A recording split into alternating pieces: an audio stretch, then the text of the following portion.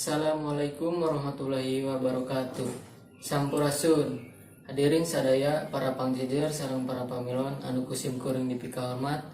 Ayo orang sadaya panjatkeun puji sinaran syukur ka kadirat Allah Subhanahu wa taala kelawan rahmat sareng hidayahna urang tiasa kempel katepang sasarengan nu insyaallah dina kayaan sehat walafiat.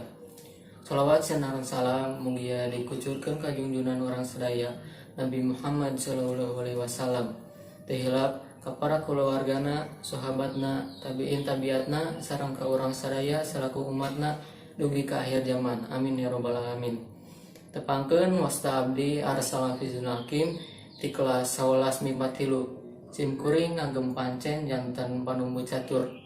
Tehilap sim kuring haturkeun nuhun ka para hadirin sadayana anu tos kersa hadir dina ieu kagiatan kanggo medar sareng nyawalakeun ngeunaan tata krama dina basa. Ukituna hayu urang sadaya kawitan kagiatan sawala ieu ku awasan basmalah sasarengan. Bismillahirrahmanirrahim. Para hadirin sadayana anu kusim kuring dipika hormat serta acan ngalajengkeun sim kuring seja nepangkeun para pangjejer anu bade ngadugikeun kamandangna. Pangjejer nu kahiji nyaeta Bapak Haji Mulyadi SAG. Mantena mangrupikeun guru anu kawilang senior dina pelajaran agama Islam di SMAN hiji Majalengka. Lajeng tepang Bapak hatur nuhun kana kasumpinganana. Pangjejer anu kadua nyaeta Ibu Jelija Fajriah R SPD. Mantena mangrupikeun guru pelajaran bahasa Sunda anu sami ngawulang di SMAN hiji Majalengka. Lajeng tepang Ibu hatur nuhun kana kasumpinganana. Para hadirin sadayana supados urang langkung daleman ngeunaan jejer anu bade dibahas, ayo urang regepkeun kamandang ti para pangjejer. Disumanggakeun ka Bapak Mulyadi kanggo ngadugikeun kamandangna. Hatur nuhun ka Bapak Mulyadi anu tos ngadugikeun kamandangna. Saya kacida naon rupi anu didugikeunna, parantos ngabukakeun pandangan urang sadaya ngeunaan tata krama. Nurutkeun mantena tata krama teh mangrupikeun kalakuan atanapi akhlak jalmi dina ngatur sikap sopan santun anu dianjurkeun tur ditampi dina agama sareng lingkungan kahirupan. Kemari kitu supados langkung kahartos dihaturanan ka Ibu Yeliza kanggo ngadugikeun kamandangna. Hatur nuhun ka Ibu Yeliza anu tos ngadugikeun kamandangna.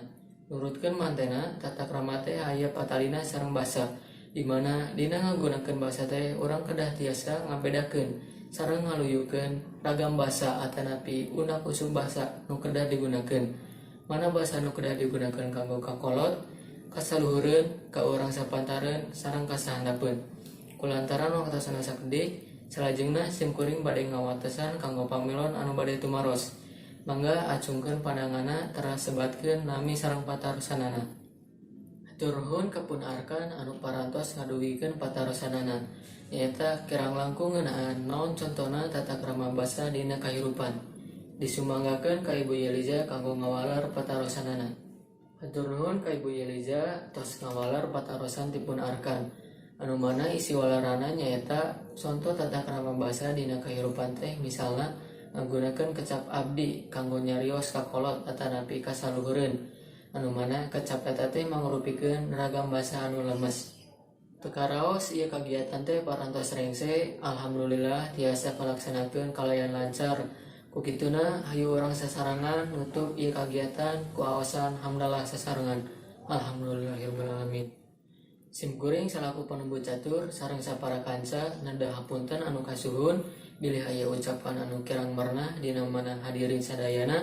Mung sakitu nu tiasa kapihatur. Hatur nuhun kanggo parahatosanana. Wassalamualaikum warahmatullahi wabarakatuh.